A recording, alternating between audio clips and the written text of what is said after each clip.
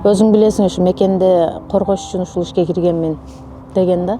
Ушунун баардыгын көз алдымда көрүп жашаган аябай кыйын да. Берилгенде элдин ошо үй бүлөсү бар жоокерлердин үй бүлөлөрүнө берилген дагы, анан мага келгенде эле кайненеме өтүп калды да. Көчөдө калганда анан ошол сезим кризис борборуна байланышып, булардын аталары жөн өлүп кеткен жок да, мамлекетти деп өлүп кетти. Анан жеңилип калчудаймын да, бул жашоогочу жеңилип калчудай боло берем.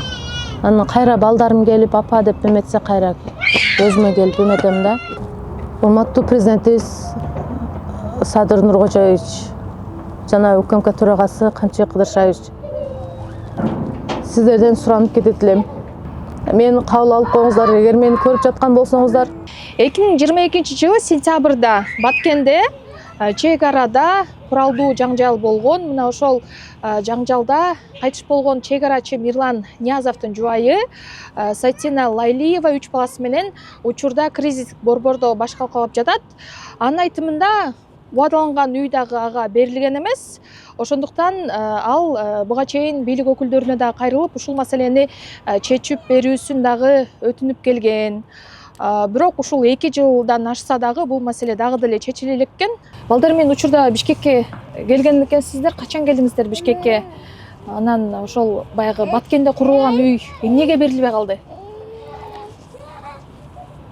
Мен Бишкекке 2023-жылдын 22 февралында келгенмин.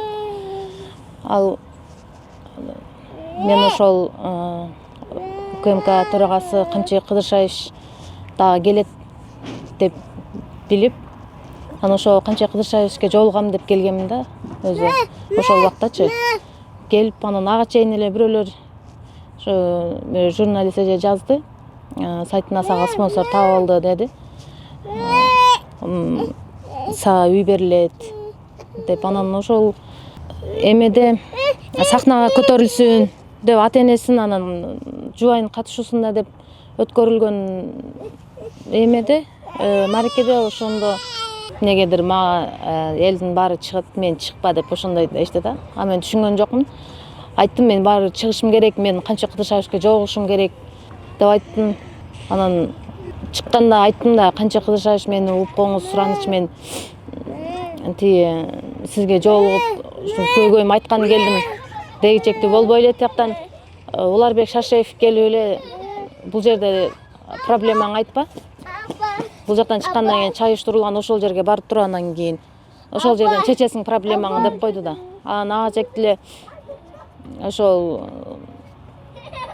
спонсорлор жазды, анан биз үй берген атабыз сага дегенин барып жолугуп анан айткан, ошо 1,5 жылдан 2 жылдын аралыгында берилет деп айткандан кийин күтүп эч жака эме кылган жокмун, кайрылган жокмун. Үй берилет экен деп ишендим. Анан акыркы жолу ошол сертификатын деле сурап көрдүм. Үйдө эгер чындап берсеңиз ошо сертификатын берсеңиз деп эметсем, жоопсуз калдым да. Ооба да деген жок, жок да деген жок. Ал бир курулуш компаниянын жетекчиси беле? Жок, мен аны билбейм да. Жетекчи кандай жумуш кылат, ошол демөөрчү болуп айтышты, ошол жеке ишкер деп айтышты. Анан Баткенде курулган үй эмнеге сизге берилген жок? Кайсы Баткенде? Баткенде убадаланган үй чек арачылардын жубайларына, үй бүлөсүнө берилет. Ооба, ал үй ошол курман болгондорго айтылган үйбү? Анын баардыгы берилген. Берилгенде элдин ошо үй бүлөсү бар жоокерлердин үй бүлөлөрүнө берилген дагы, анан мага келгенде эле кайненеме өтүп калды да. Ошол жергиликтүү бийлик комиссия түзгөн да, үйлөр кимге бөлүштүрөт деп. Ошондо сиздин 3 балаңызды көрүп туруп, эмнеге андай чечим? Көрүп туруп, билбейм, көрүп туруп ошол чечимди чыгарышты. Кийин мен кайрылып, документтерин көтөрүп алып көп жерге бардым. Губернаторлорго кирдим, Оштун мэрине кирдим, айыл өкмөттөрүнө барып кайрылдым. Мага колуңуздардан келишинче жардам берип, прокуратурага, военный прокуратурага Баткен калган жок, Ош калган жок. Бүт бир жагына кайрылып эметтим. Анан эч ким караган жок да. Биз карай албайт экенбиз деп коюшту да. Жазуу түрүндө дагы жазып эметтим. Анан жерге дагы аракет кылып көрдүм. ошо өзүнүн ата тегинен Төлөкөн айыл өкмөтүнө кайрылып ушинтип жок дегенде жер берип коюңуздар деп кайрылганда алар айтты, кайненең да келип атат депчи. Кайненең келип атат, ал деле энеси да деп. Анан мен айттым, мен 3 бала менен көчөдө жүрөм, кайненем өзүнүн үйү бар. Андан сырткары ошол мамлекет убадаланган үй да кайненеме тийген. Бирөөнө жок дегенде мага жер берип коюңуздар десек, жок биз азыр бирдемке дей албайбыз тиги. Кайненеңе беребиз дегендей кылып коюшту да. Концертке келгенден бери ушул жактамын да. Айтышты да тиги үй беребиз, ушул жерде эле болуп эметиптир. Үйүңдү убактынчалык жашай турган үйүңдү да камсыздайбыз, квартплатаны эметебиз деди. Бирок ошол могул кызымды төрөткөнүмө жардам беришти. Анан ошол бойдон буну төрөгөндөн кийин анан ал үйдүн ээлери дагы чыгарышты да. Андан кийин айыргасыз ошо квартиралап жүрдүм. 18 миңден, 15 миң, 18 миңден квартплат берип аттым. Анан чек арадан алган акчам ошо 20 миң, ал жетпейт. Анан ошо компенсация акчаны да ошо четинен алып жүрүп, ал акча дагы калбады да. 2 жылдан бери ар жерге ошо квартплат берип, анын эметип жүрүп. Азыр эми жакшы квартирага чыгып, өзүмчө балдарды бирөөгө түрткү кылбай, снимать этип, бир квартира снимать этип жашайын десең, ал 35 миңден, 40 миңден жогору экен да. Аны мен төг албайм, өзүм бул кызым эмчекте, иштегенге мүмкүнчүлүк жок. Кичикей, баары үчөө тең кичикей. Балдарыңыз жашын айтып кетсеңиз ошо. Улуу балам 4 жаш 6 ай болду. Андан кийинки кызым 3 жаш 3 ай. Анан бул кызым 1 жаш 6 ай болду. Ошентип бул жакта жүрөсүздөр. Анан азыр кризис борбор жардам берип атат сиздерге убактылуу. Ошо квартира таппай калдым да акыркы күндөрү. Балдарым көп экен, кичик экен, шоу экен деп эле биз балалууларды албайбыз дешип албай калышты да. Анан жакшыраак жерге өзүнчө бир отдельный квартира снимать этип чыгайын десең, акчасы кымбат. Аны төг албай, анан аргасыздан ошол көчөдө калганда анан ошол сезим кризис борборуна байланышып, бирөөлөр аркылуу байланышып калдым. Андан бери дагы азыр эми дагы башка бир кризис центрге өттүк. Ал жерде жашап атабыз, бирок ал жерде дагы убактынчалуу да. Балдарыңыз жана сүйлөшкөндө айтып калдыңыз да, тиги чоң балам аябай стресс болду депчи, көпкө чейин уктабай ыйлады деп. Балдардын азыркы абалы кандай, ден соолуктары кандай? Азыр булар биз ошол башка үйгө чыкканда эле эме болуп калып атышат да, стресске түшүпчү. Абаргыла, ачурөктү чыгаргыла. Ачурөк болсо ойойт.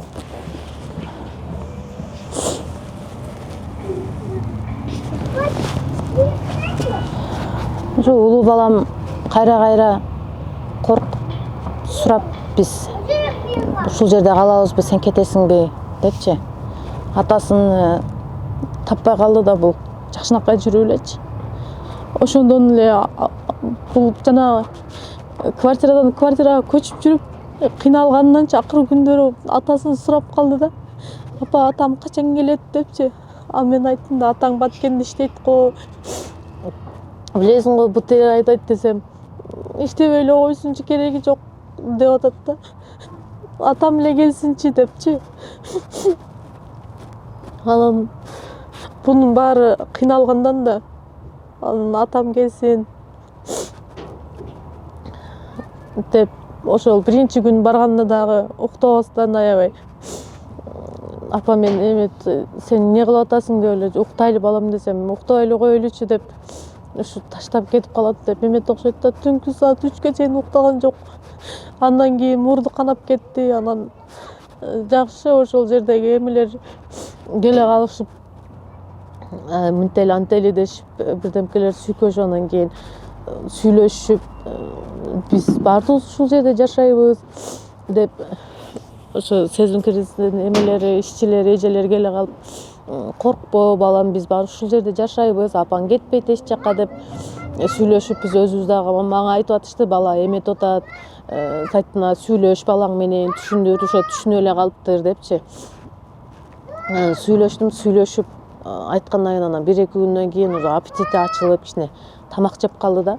Тамак да жебей койду да. Келген күнү бул жака экинчи кризис центрге келгенде дагы үстүндөгү кийимдерин чечпей коюшту да. Биз азыр чечсек сен кетип каласың дешипчи. Анан эми ушунун баардыгын көз алдымда көрүп жашаган аябай кыйын да. Ал жерден бул жерге көчүп жүрүп, буларды азыр бирөө кичкей дейт го, бирок булар кичкей эмес да.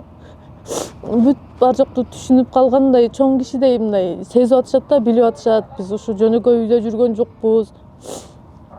Документтеримди көтөрүп, эми заявление жазайын деп ар жак бер жак копияга эметип калсам эле, чуркап калсам эле ыйлашат да, коюп кой депчи. Документти коюп кой дейт да.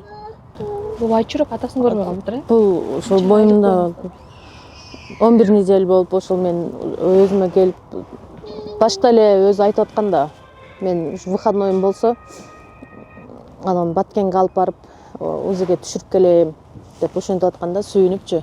Точно срогун билип коелу деп ошентип сүйүнүп аткан. Анан ага чекти эле анан отпускага чыгып кеттик.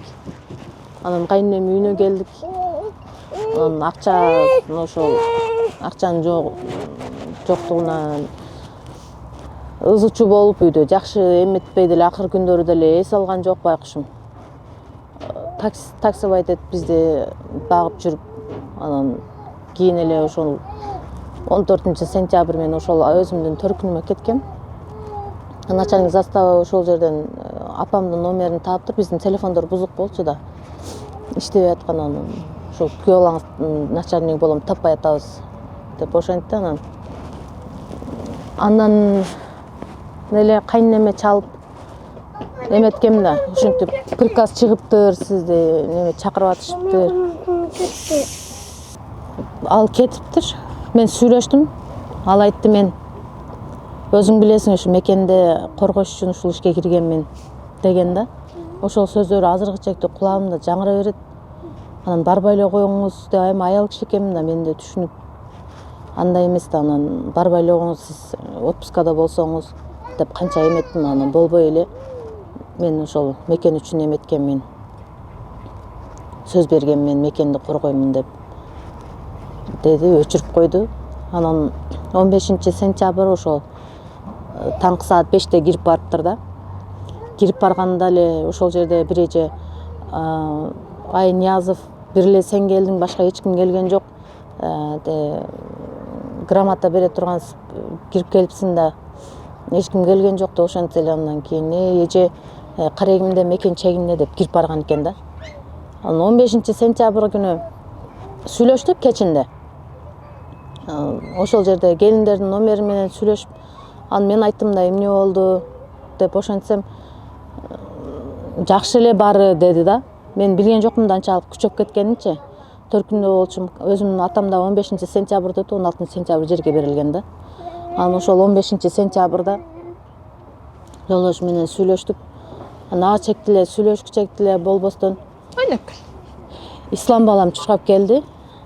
Ата деп ошо громкий связьда сүйлөшүп атканбыз. Анан ал меметип эле айтты да, жаман балдардын көзүмөн өтүп атат, Исламды сагындым деди да.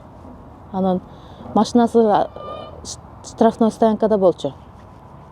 Машинаны алып, кантип кеттиңиз сиз, кантип жеттиңиз десем, таңгамал кирип барыпсыз го десем, ооба машинаны алдым да, штрафын кантип төктүңүз десем, ошо өлбөсөм келсем аласың деп алып чыгып кетиптир да. Согуш болуп атат депчи. Анан ошентип алып чыгып келе бердим, берип коебуз да деп 700-800 сом болуп кеткен экен уже. Анан ошентип келдим деди. Анан балдарды көрүп кетпейт белеңиз десем, өзүм да сагындым, барайын дедим, бирок бул жака жетишпей калат болчумун деди да. Ага чекти болбой эле Ислам келди, ата депчи. Ошол биздин акыркы жолу сүйлөшкөнүбүз болду да. Ага чекти эле яйсына келди. Анан кийин, ой кызым, мен мадам кызым деп эле сүйлөшүп, анан бизди кайра сурайт, курсаңар токпу, баары жакшыбы, кантип атасыңар деп. Анан ой бизди кое туруңуз, биз жакшыбыз, сиз өзүңүз кантиңиз десе айтты ошол. Жакшы эле буюрса деп ошентти да. Ошол акыркы жолу сүйлөшкөнбүз ошондо. Анан эле ошол 15-нен 16-сына караган түндө дежурный болуп заставада. Застава ошол эмеден чыгып анан эми мөөнөтүн тапшырып чыгып ташак салып жаткан экен да. Анан тревога көтөрүлүп эметкен, анан жөнөп кеткен экен да. Досрочно эле жөнөп кетип эле анан связьдары үзүлүп калды. Эч ким менен сүйлөшпөй калды. Көрсө байкушум ошондо эле мекен коргоп сөзүндө өзү айткандай антын кармап кеткен экен да. Ошо өзүнүн көзү өткөндөн бери ушул кыйынчылыкта. Балдары менен ары сүрмөй, бери сүрмөй. Бишкекке келдим. Бул жерде да аябай кыйын да жашоочу. Иштеп, жаныңда дагы бир жардам берчү бирөө болсо бир жөн деңизчи, бул жерде жашап кетсе болот. Анан балдар кичкей болсо, мүмкүнчүлүк болбосо жашаш аябай кыйын. Акыр күндөрү мен эмес, балдарым эле кыйналып кетти да. Алардын кыйналганын көрүп мен бирдемке көңүлүмө батпайт да, мындайча айткандачы. Басып туруп эле күн менен түн бирдей болуп калды да акыркы күндөрүчү. Ушуларды бир жылуу жумшак жакшынакай үйгө алып барып тарбиясын жакшылап берип эметсем дейм да, булар дагы өзүбүздүн үй деп жашашса жакшы болмок дейм да. Кыйналып кеттим чындап. Бишкекте жүрүп балдарды ары сүрдө, бери сүрүп, аны менен кошо оокат ашыңды сүрүп, ошол үнүм жетсе экен дейм да. Үнүм жетсе экен, ошо Камчы Кыдыршайыш үнүм жетсе экен, Садыр Нуркожоевичке үнүм жетсе экен дейм да. Ошо мени да карап коюшса, балдарыма жардам берип коюшса депчи. Айлам кетип калдым да акыркы күндөрү. Өзүмдүн да ден соолугум жакшы эмес. 2 жылдан бери ана аралыгында дагы кичке кызым ошо бутунан бир аз проблемалуу болуп төрөлдү. Анын лечениясы менен жүрдүм. Андан кийин өзүм ошо неврологко жазылып, ошолдон бери ошо бир неврологдун көзөмөлүндө болуп келатам. Мен өзүмдү кармашка мажбурмун балдардын алдында. Буларга мен көз жашымсыз деле, андан сырткаркы стресстер буларга жетиштүү болуп атат да. Ал мен балдарымдын мындай жашоодон жабыркап, өксүп, анан чөгүп кетиштерин каалабайм да. Келечекте булар дагы ошо атасындай эле элди, жерди коргогон, элдин керегине жараган балдар болсун деп ниет кылам да, тилек кылып. Ошо жолдошум өзү дагы баламды, өзү военный болот, көрөсүң, бул баланын ар жагынан болот деп. Балам кулаганда мындай спецназдар кулагандай болуп, правильно падение кылат да бул. Анан күйөөм ошону көрсөтүп эле сүйүнө берчи, сыймыктаныпчы. Аябай сыймыктанчы. Карасаң мына исламдын жыгылып атканын көрдүңбү? Спецназдардай болуп жыгылып ушинтип эме. Бул ар жактан буга ким үйрөттү дейсиң? Мен үйрөткөн жокмун, например, сен билбейсиң деп ошентип сүйүнүп эметип атканда, буюрса балам көрөсүң, балам дагы ушу мекен коргогон бала болот, спецназ болот, мен спецназ кылам баламды деп эле ошентип сыймыктана берет болчу да. Анан бул бала ошол күн келгенге чейин менин балам чөгүп калбасын дейм да. Мамлекетке болгон ишеничи, өзүнүн мындай жашоого болгон ишеничи өчүп калбасын деп корком да. Ошол мамлекеттен үмүтүм бар бир эле. Буга чейин бүт баарына кайрылып көрдүм.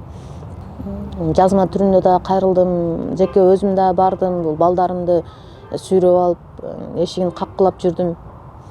Баары эле кайдыгер карап койду. Ошо областы такыр эле караган жок. Баткен областынын губернаторуна чейин кирдим. Ал да кайдыгер карап койду. Биз чече албайбыз, бул семейный проблема деп койду да. Анан семейный проблеманы деп айтканда мен түшүнгөн жокмун эмнеге андай деди. Эми жолдошум мамлекетке ишенип таштап кеткенден кийин бир аз болсо да аракет кылып карап койсо жакшы болмок, бирок 2 жылдан бери сураган киши жок, чалган киши жок, эч ким сурабайт.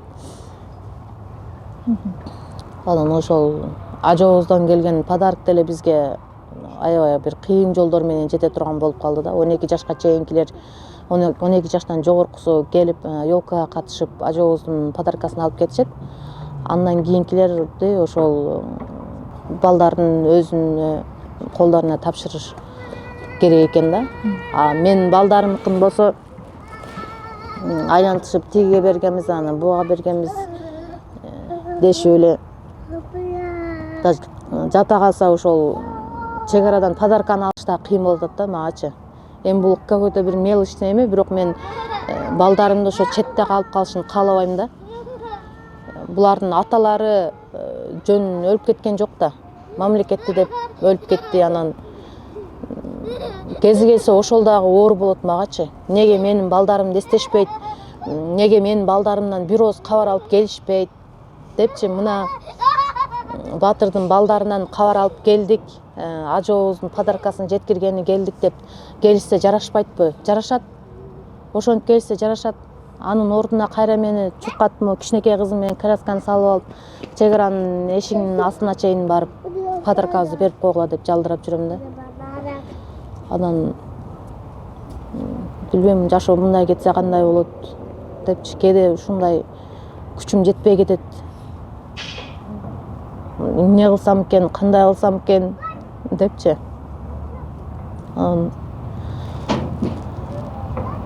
Өзүмчө болуп калганда мындай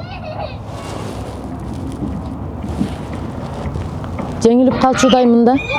Бул жашагочу жеңилип калчудай боло берем. Анан кайра балдарым келип апа деп эметсе кайра өзүмө келип эметем да.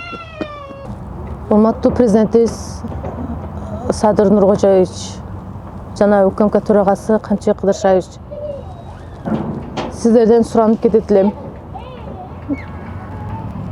Мени кабыл алып коюңуздар, эгер мени көрүп жаткан болсоңуздар, мени кабыл алып коюңуздар, сураныч мага жардам берип коюңуздар.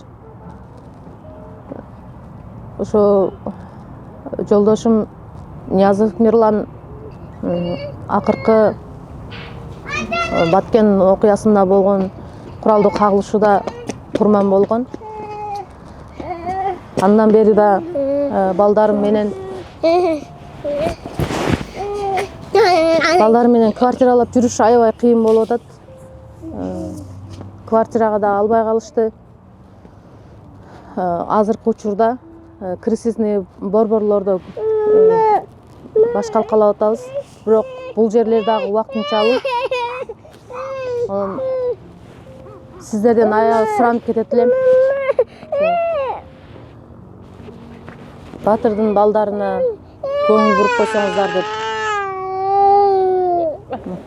Биз болсо Сатина Лайлиеванын жана анын балдарынын турмушуна сары эсеп салып турабыз. Анткени алардын үнү сөзсүз бийлик өкүлдөрүнө жетиш керек. Себеби мекени үчүн жан берген баатырлардын үй бүлөсү мына мынтип батирлеп же болбосо кризистик борбордо баш калкалап жүрбөшү керек. Сиз болсо бул видеону көргөндөн кийин кайдыгер карабаңыз, сөзсүз комментарий жазыңыз, дагы видеону бөлүшүңүз. Бул видео балким сиз бөлүшкөндөн кийин тиешелүү бийлик өкүлдөрүнө жетип калар.